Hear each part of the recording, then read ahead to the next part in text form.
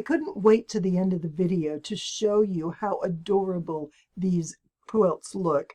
And the binding, it's great. The backing, it's wonderful. But I want you to know towards the end of the video, I'm going to show you how to do this quilting. We did some cross hatch here, and that plays off the diagonal pattern. So be sure and stay tuned to the end so you can see how that's done. Not to mention this adorable binding. How cute is that? I recently did a video with these exact same fabrics. This is actually the second quilt with these fabrics, and you can check out that video.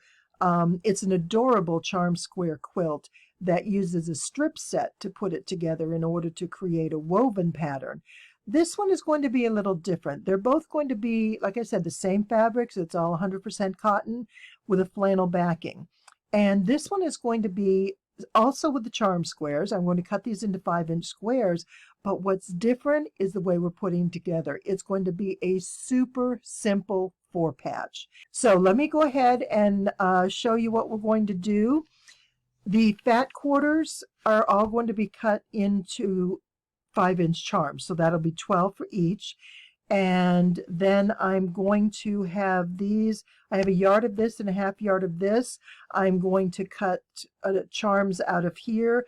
I want a total of, I think, somewhere between 42 to 48 charm squares.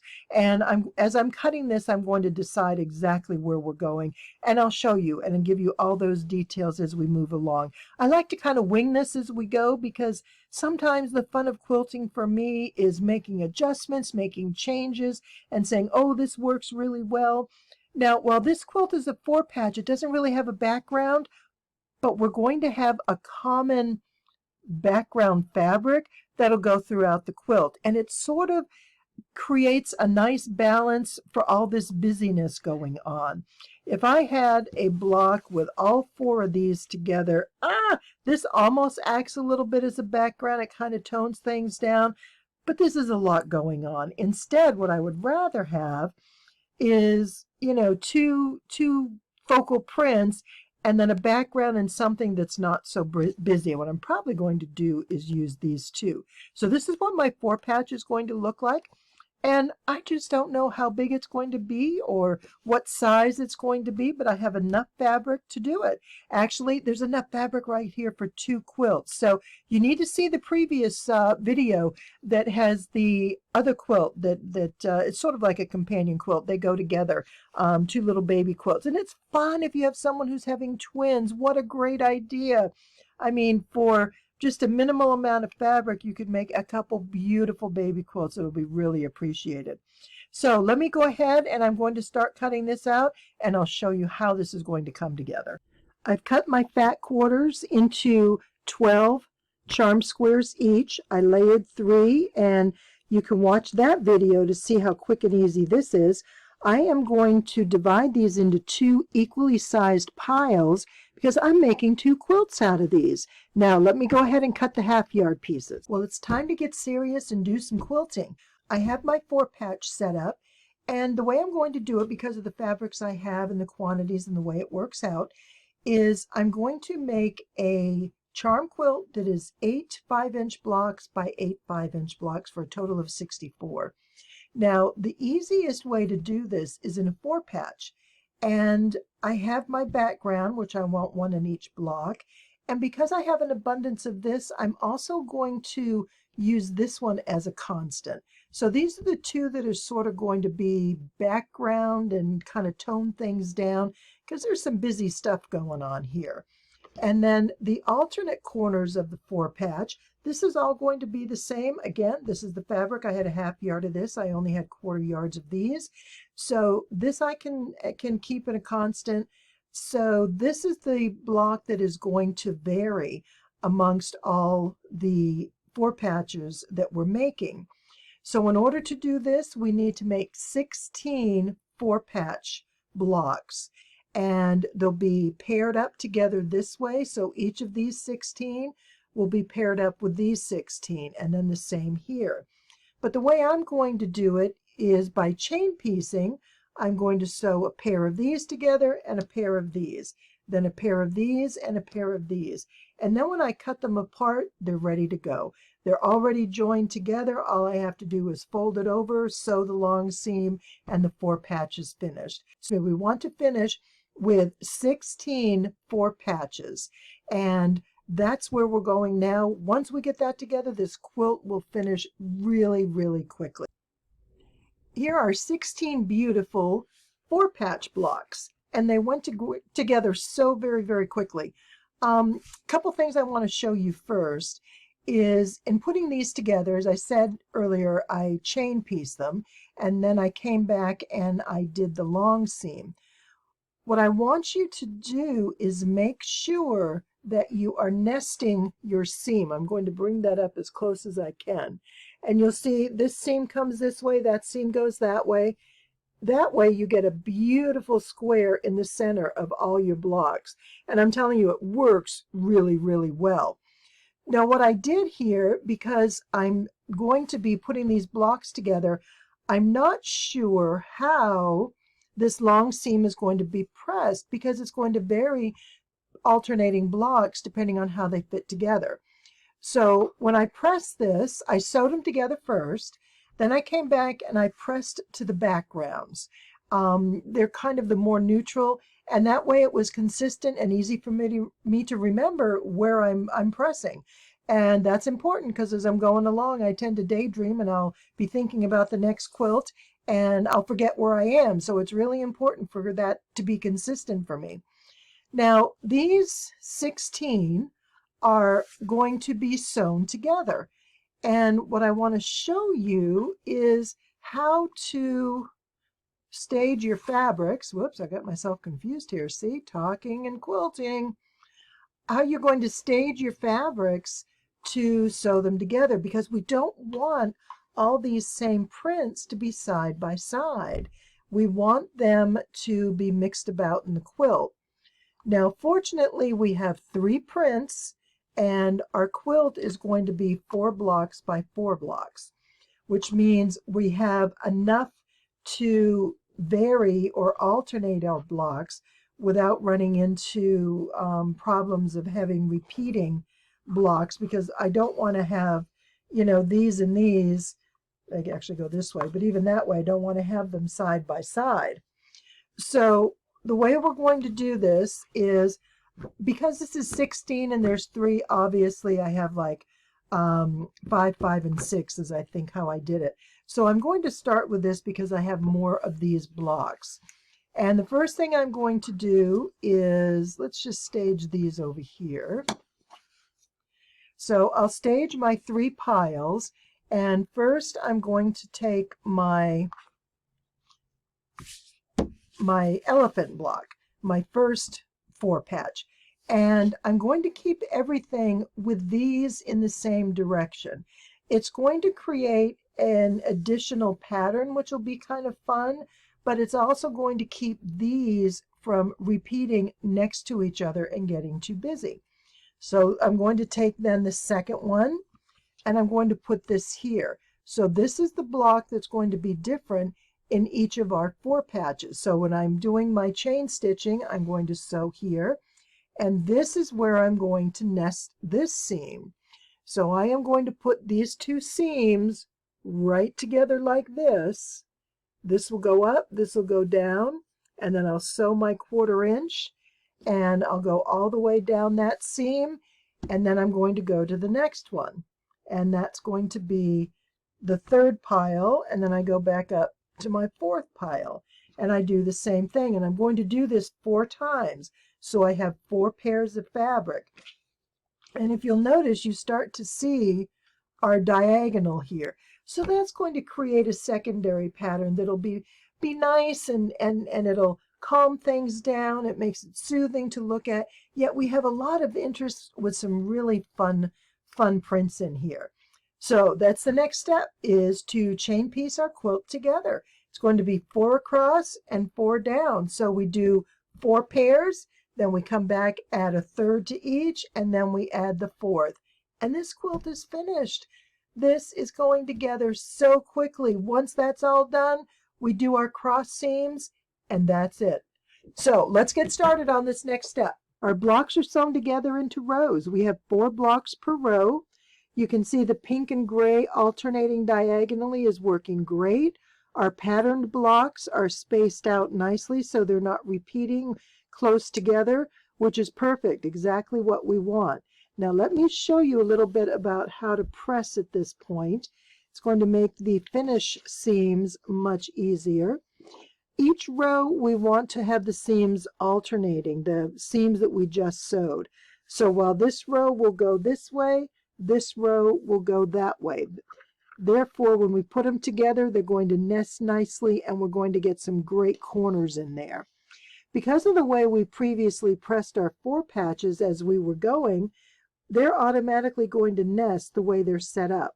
So just by putting them together, they're going to nest. These seams are going to nest, and we are going to have a beautiful quilt with beautiful corners. So let's get started, get the next row done, and then we'll take a look at our finished quilt.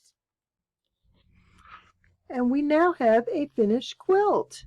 We have 8 blocks in each direction for a total of 64 charms, and it measures 36 inches square, which is perfect for a little baby quilt. This is just right to lay on the floor where baby can lay and roll around and look at all the fun little prints and colors.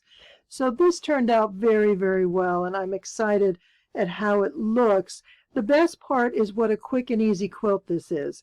A 4 patch like this goes together so quickly, and we're going to go ahead and finish this with the flannel backing, and then this baby's done. We'll put the binding on, and that's that. So I'll show you that final step in just a moment.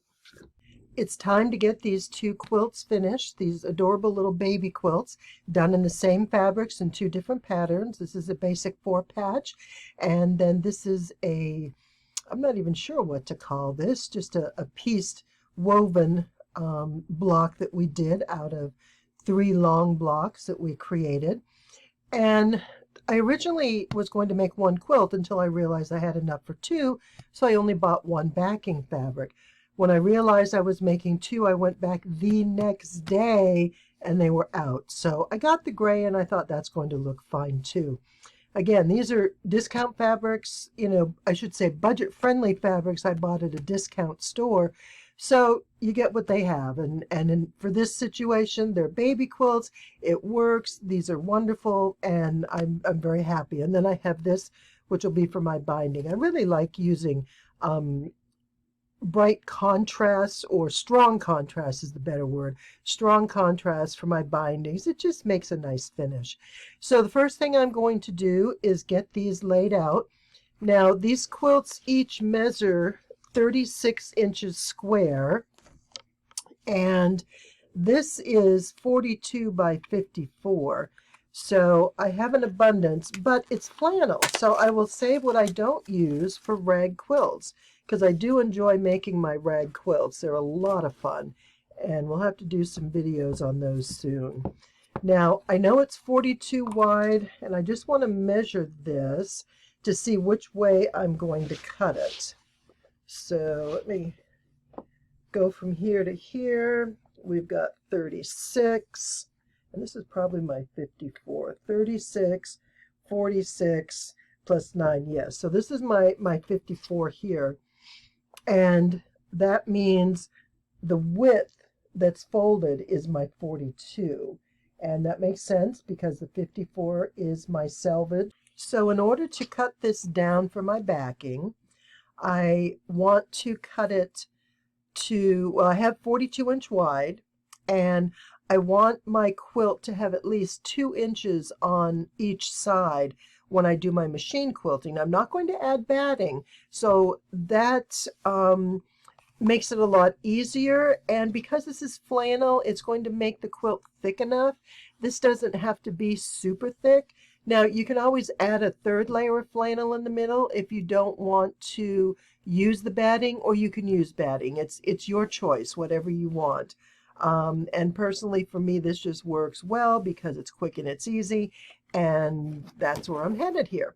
So I've got a 36-inch quilt. I want 2 inches on each side, so I'm going to cut this at 42.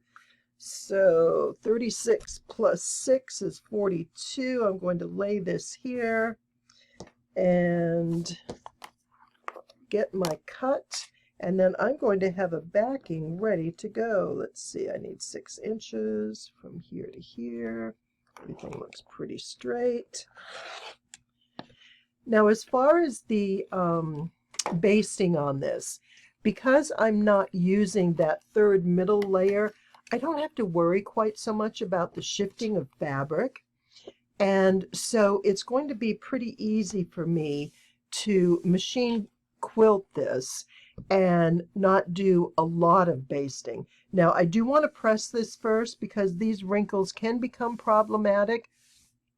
Ordinarily, when I'm making a larger quilt and I'm using batting, a quilt bat inside, I do want to stretch this out. I say stretch, but I do want to keep it taut. That means that there's no looseness in the fabric. That way, when I lay my quilt top and batting on top, it fits a little more loosely. And as I baste that, which I generally use pins, for the smaller ones. The bigger ones, I definitely use the spray because that stuff is fantastic. It makes it so much easier. My knees don't hold up on crawling around the floor anymore basting quilts. That kind of got old in a hurry. So the basting, and we'll talk about that in another video too. Oh my goodness, we have so much to share. So back to the basting, what I'll do is I'll press this, I'll put some pins in it according to how I think I'm going to quilt it. We're going to do this one first, and what I like to do on a large block like this is when I'm machine quilting it, I'll either shadow quilt, echo quilt, whatever you want to call, and probably do a 1/4 inch on either side of the seam, and that just reinforces everything and holds it together. Now, it's probably more quilting than you need to hold this together because that is the idea of quilting, is it holds the layers in place and keeps it from tearing, stretching, pulling apart, all those kinds of things.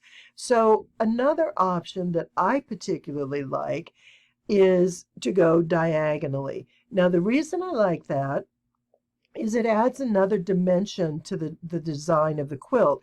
When you're doing just the vertical, the horizontal, you're emphasizing the pattern that's already here, which are the squares, and that's fine. But I want to bring in a diagonal because I want these diagonal blocks to be more prominent because I think they really add to the quilt and they're attractive. I like the colors. I just want those to be more prominent, and that's what I'm going to do, is quilt these diagonally. So let me get my backing pressed. The front is already pressed. I'm going to put this together, and I'll do the first seam, and I'll come back and show you how this is going to work. With my flannel right side down, I have it pressed, I have it laid out. I'm going to add my quilt top right side up, and I'm going to leave about 1.5 inches along the sides. Now, like I said, when you use a third layer in the center, that's when you have to use a bit more edge because there's going to be more shifting. Flannel, because of the nature of the fabric, and cottons in general, they tend to almost adhere to each other. I'm sorry, I keep putting my hands off screen. I don't know if you can see that. But flannels are that soft brushed cotton, and it tends to hold in place like felt, like a felt board. So it works really well, and I don't have much trouble with it shifting, but I still put a few pins in. My old peanut butter jar, just because that's what's handy and what I use. Now, because I'm going to be going at an angle, I'm going to put my pins in a corner so that I don't have to remove every pin as I'm sewing. They'll be out of my way, and then that's going to make it much easier for me to sew straight through. Because when you're quilting, the more you can just keep a straight sew going and not pause and stop and adjust, that's when you start getting crooked lines. And I want to have this nice and straight because I'm not following the seam. I'm not going along the edge. I'm going to go from corner to corner. So if I stop, I want it to be within those corner areas. So I'm just going to go ahead and put some of this in, and I'm going to start in this corner first, and I'm going to go all the way down to the opposite side of the quilt. The plan being at that point, let me put this over here, is that I am going to quilt from the center, and then I'm going to continue going in one direction. Then I'm going to turn the quilt. Now, on a larger quilt, I would never do that. I free motion my larger quilts simply because I find it more manageable. With a small quilt like this, it's easy to fold and flip around and get where you need to be to quilt it. The larger quilts require a bit more physical control and putting them in just the right places in order for everything to work.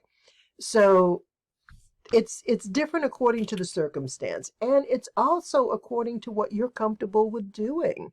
So let me go ahead, and I'm going to finish pinning this, get my first seam in, and then show you how that works, and then I'll get the first half done, the second half, and this will be done. This goes very, very quickly. So let's take a look at how this is going to work. My first line of quilting is in. It goes from one corner diagonally across all the grays and pinks to the opposite corner. And then on the back, you may be able to see it more clearly. I'm using a cream colored thread because this is not really a white, and I don't want the stark white thread to stand out. I do want it to sort of blend into the background so it adds dimension, but I don't want the stitching to just jump out and, scream at everybody. I do want to show you the difference between the two primary quilting feet that we use. When we do free motion quilting, we have this open-toed, also kind of similar to a darning foot, and this sort of lets you go every which way wherever you want. There's no feed dogs to move the fabric. Everything is done by hand. Now, this takes some getting used to. It's easy to do. I don't want to say easy. It's very simple to learn, but you have to do it repeatedly. You must practice to get the hang of moving, to get that flow of getting the fabric to go continuously without constantly stopping and starting, because that's where you're going to get your irregular stitching. So this is fun to do. I enjoy it. And when I do a medium to larger quilt, I use this a lot. This is my go-to. This is the even feed foot. And on the bottom of your machine, when you're sewing, the feed dogs pull your fabric.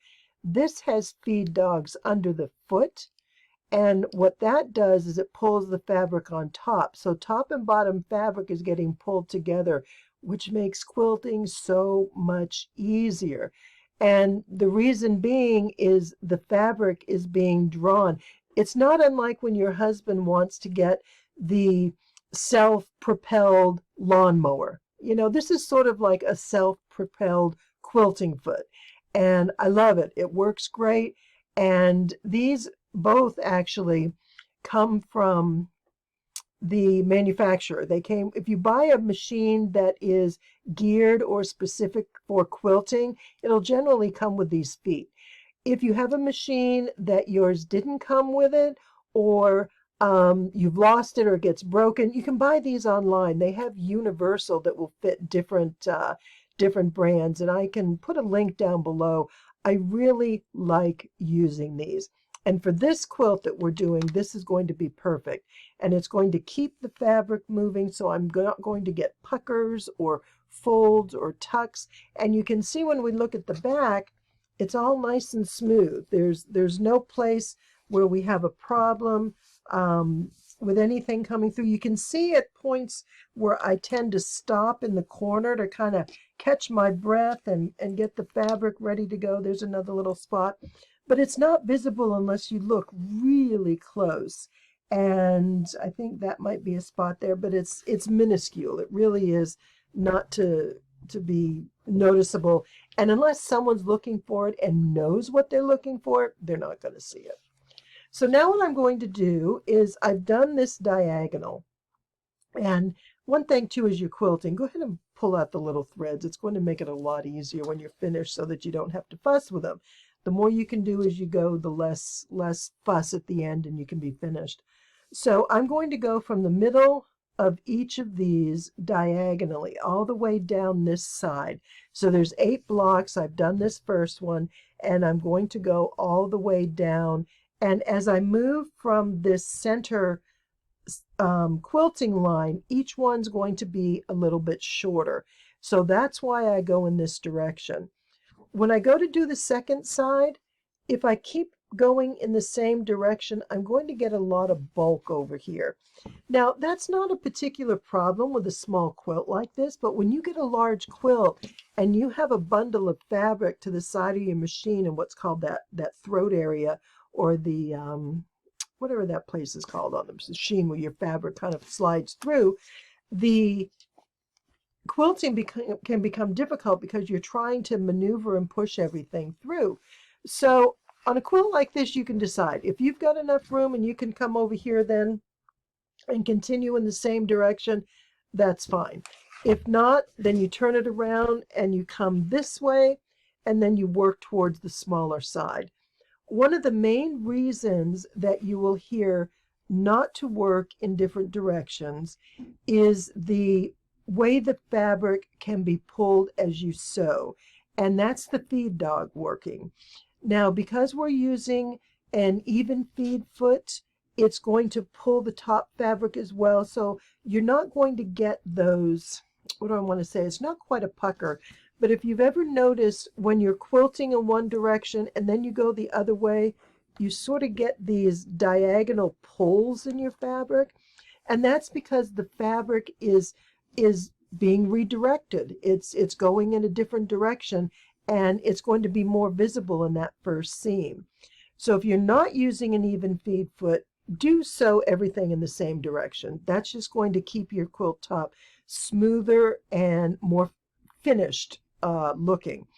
If you've got the even feed, you have a little more flexibility and movement, but don't get too carried away because you still can have problems, and you can actually, if you sew in one direction over a large period, over a large space, then you can actually get a wonky twist to your quilt. So I know there's a lot of things to think about, but for this one, where I got into a few more things to think about in the future in larger quilts. This one, just simply sew it corner to corner along your diagonals. Then we're going to come back and do the same in the opposite direction. Now, I like doing that because it adds a nice crisscross. It's going to emphasize our diagonal patterns in both directions, and that's the intent. So let me go ahead and get this quilting done, and I'll show you how it looks when it's finished. All right, so the first row of stitching, or I should say the first round of stitching from corner to corner in a diagonal direction is complete. So all these that go in this direction are sewn. And I brought the camera down closer just to try and show you the quilting on here. And it's very simple. It's just in a straight line. Then I did turn this over and I did one, I should say turn it around, and I did one straight line in the opposite diagonal. And now I'm going to go back and do the same through all the blocks. But what you want to take a look at is that where these seams cross each other, that you get a smooth connection there. You get a smooth transition between your blocks and your fabrics so you don't get anything bunching up. Now, one of the things I do when I get to that point, as I'm sewing along and I already have a seam in place, and so let's say I'm going to be doing this one right here, and I'm going to come from here to here. As I approach this intersection where there's already a quilted seam going across, I'm just going to kind of hold my hands here as I'm guiding my fabric, just to make sure there's nothing pulling or tugging or folded underneath or getting any tucks. And that just helps me to ensure that I get a nice smooth back without, any lumps or bumps along the way. Couple things I do want to recommend about this. When you're quilting, you don't want to keep too large a piece on the end of your quilt. You remember I started with about 1.5 inches on each piece, and I had some longer pieces. I mean, 4, 5, 6 inches is okay, but one thing you have to remember is you're quilting, when you're getting down to this edge, is if this fabric folds under, you're going to be quilting on top of that. And then you're going to have to go back and tear it out, and you have to requilt, and that's just messy. We don't want to have to fuss with that. So where you have wider widths of fabric around your edge where the backing is, just be careful. Either, catch it in your hand or pull it to the side and make sure it's out of the way so you're not going to be quilting over it. Now, another pointer to keep in mind as you're going is when you're quilting, see how you get these, I'm just noticing on this fabric, see, can you see that? Just these little bit of puckers, and that's just part of the quilting process. If you had batting under here, that's what helps create the loft, and that means that the top fabric, the quilt top itself, is actually being condensed just a little bit on top of the backing, so it's a bit poofier, for lack of a better word. And the feed dogs kind of helps that, so you can adjust your feed dog tension as to how much fabric it pulls through and how little. This is fine for me. It's going to all work out well, but sometimes if the feed dog tension is a little too far off and you're getting lots of wavy fabric on top of your quilt, you may want to take a look at that. So that can be a consideration. But one of the most important things for quilting, in particular doing it, your final quilting step, not just taking your seam allowance, though this works with that, is how to visually understand where you're going so you can sew nice, smooth, straight lines. Think about when you're in your car. You do not look simply one car's length in front of you. You look at a number of cars ahead. So in this case, we're going to look at a number of blocks ahead. You look at the lines on each side of you to keep you in your lane. So if you kind of apply those techniques that you use without even thinking about it as you drive, apply that to your quilting, and I think that's probably going to help you to understand what you're trying to achieve and how better to manage and control your fabric. So as I'm sewing, as I'm approaching this corner and I'm coming in from here, I am not watching my needle at this point. I am watching where I'm headed. So I come at this point. If I watch my needle, it's going to be easy to go from one side to the other. But if I'm watching to the point that I want to meet with my needle, so as I'm coming across, I keep my eye right here, I'm going to get a really nice straight line.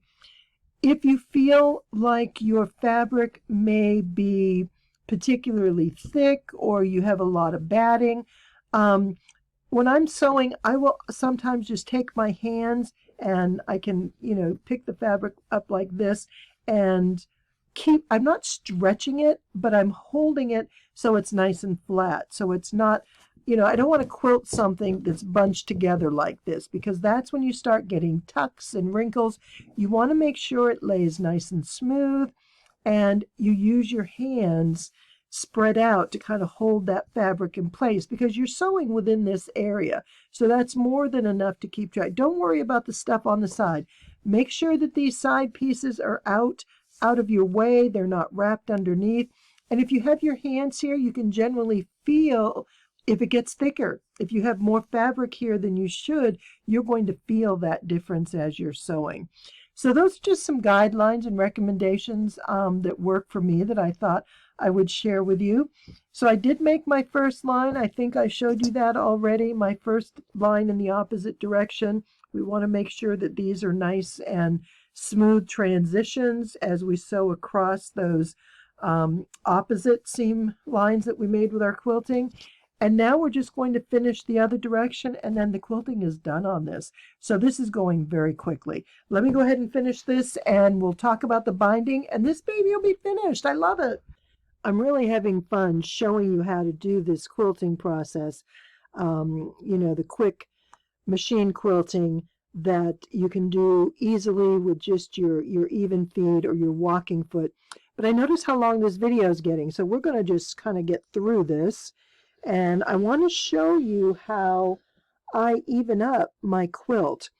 I want to lay it as straight as I can, and I have it so that the ruler is in the center. The corners, if anything is going to be distorted while you're sewing, it's going to be those outer corners. So what we want to do is put this ruler down, and obviously because we can see through it, it makes it very easy, is these lines need to be straight with your quilt blocks, as does this one, and they need to be straight with the seams. Now, they may be off a little bit, maybe as much as 1/8 of an inch, which is a single line on most of these blocks on your rulers. But by doing this, you see these little tiny edges that are getting cut off. Those irregular pieces are going to be removed, so you get a nice clean quilt. The other thing that I do when I finish my quilt top and the machine quilting is I do just a quick basting around the edge. It holds everything together, and again, less distortion, because the more we handle it, the more it gets pulled and things get moved around. So here we go. I'm lining this up, and I want to keep things straight, and I'm going to work off these center lines here and keep them as straight as possible. Make sure that this follows along. It's about 1/2 inch. This needs to come up a little bit higher so I don't cut off too much, but see how we're going to be pulling that corner off right there. So that's just a spot that got stretched out. We're cutting that off, but now we have a nice smooth even line, and our quilt is going to, whoops, fall on the floor. Our quilt is going to be nice and square. And that's really important to me. When someone gets a quilt that I make, I want them to be able to fold it in half, in quarters, and the corners line up. I don't want one side to be 1 inch longer than another. And when I gave one of the first times I quilted, or I gifted a quilt, I had someone say that to me. She had folded up the quilt, and it was a wedding gift, and talking to her later, she said, I love the quilt, but the first time I used it and I folded it and put it away, I realized the corners all lined up, and that's awesome. And she was really excited about that. And I thought, I didn't really think too much about it. But that is an important factor to consider. So now we have these wonderful, nice, even edges. We're quilted. Can you see that? It's just a large cross hatch, and they're probably, I'm going to say, about 3 inches apart. And that works out really well. So this quilt is looking pretty adorable. Now here's the fun. Check this out. So we're going to get our quilt edge, and we're going to use this as a binding. I just think that's going to be adorable. So this is a 1 yard pre-cut of fabric, and I want to cut it so that the lines are horizontal, because I want the lines to sort of go against the grain, so to speak. Now I'm going to cut these at 2.5 inches. That's how I do my binding. And in a pinch, if I have to, if I don't quite have enough fabric and I'm using maybe a fat quarter or something, I'll cut it at 2 1/4 and just make it work. So sometimes, we don't always use hard and fast rules. There are guidelines, and then there is reality, and we do what we have to do. So these are each 42 inches long. It's the width of the fabric, and my quilt is only 36. So that gives me an extra 6 inches for each piece of binding. And what I do then is I'm going to cut off the selvage. Let's do this real quick, and I'll show you how this works. kind of in a hurry now because I see how much of your time I'm taking. My apologies for going on so long, but I really had fun doing this. I hope you have too. And so now what we're going to do as I'm sewing, I'm going to put my right side down this way and right sides together, and I am going to sew from corner to corner. And when I sew that, look at what I get. I get this oh, look at, and the stripes are going to match up. I didn't even think about that. So here's a thought. These are even. Okay, these are evenly spaced. So just kind of play with it a little bit and think, oh, look, those line up. Now let's say we go over this way. And if they don't line up, I mean, it's not, oh, well, they line up really well. I guess I'm just getting lucky. But move your fabric back and forth if that's important to you. Remember, you're only going to see this little bit of the binding, so it's not critical. But I get excited when little things like that line up for me.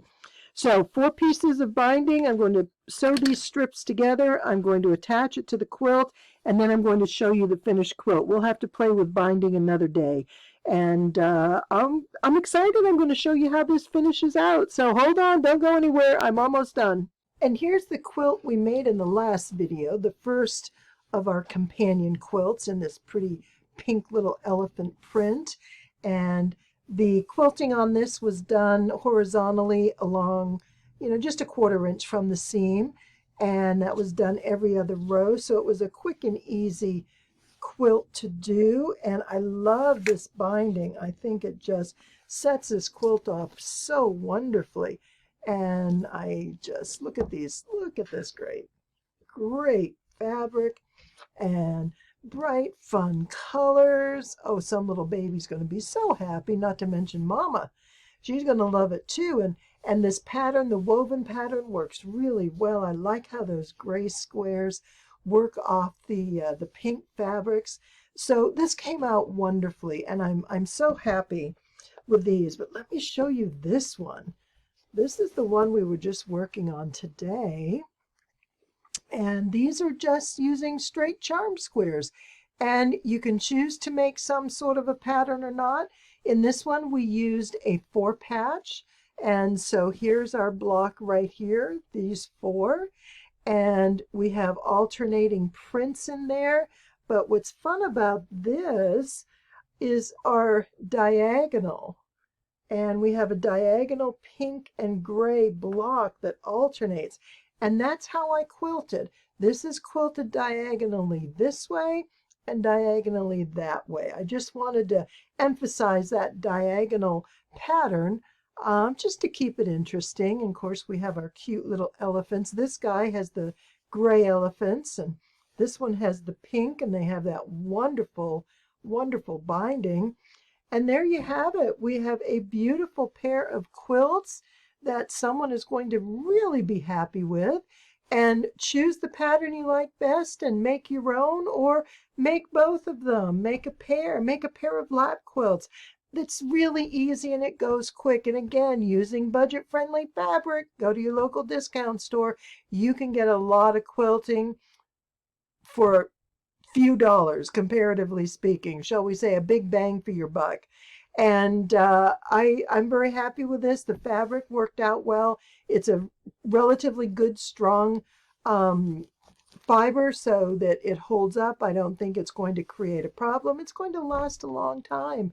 And I think someone's really going to be happy with these quilts. So it's been my pleasure being here with you today. If you made it this far, thank you so much. This is a really long video, and I didn't intend for it to be, but I was having fun and I just wanted to keep going, and I'm glad you stuck it out with me. So I do ask that maybe you give a subscription to my my channel and a thumbs up to say that yes, you liked this, that you enjoyed the video, and let other folks know too, because I want to share with quilters, and quilters all respect each other's opinions and ideas, and your word would go a long way in helping me. So thank you for being here. Thank you for watching. And it is a great pleasure to have you along. I can't wait to show you what we're doing next week. Bye-bye.